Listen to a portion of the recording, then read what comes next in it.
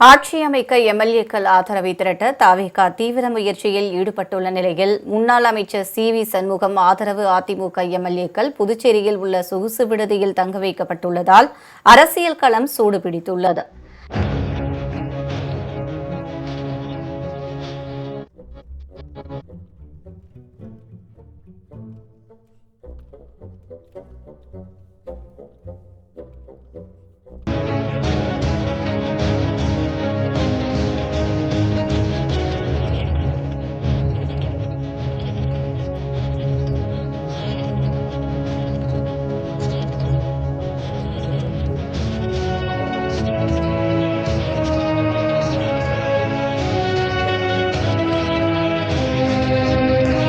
தமிழக சட்டசபை தேர்தலில் யாரும் எதிர்பாராத வகையில் தவிக 108 இடங்களில் வெற்றி பெற்றுள்ள போதிலும் தனி பெரும்பான்மையுடன் ஆட்சி அமைக்க அறுதி பெரும்பான்மை கிடைக்காததால் மற்ற கட்சிகளின் ஆதரவு பெறும் நடவடிக்கையில் தவிக தீவிர முயற்சியில் ஈடுபட்டுள்ளது.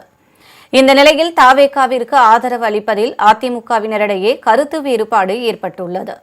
இதற்கிடையே முன்னாள் அமைச்சர் சி.வி. சண்முகம் ஆதரவு எம்எல்ஏக்கள் அனைவரும் புதுச்சேரி அரியாங்குப்பத்தில் உள்ள ஒரு சொகுசு விடுதியில் ரகசியமாக தங்க வைக்கப்பட்டுள்ளனர்.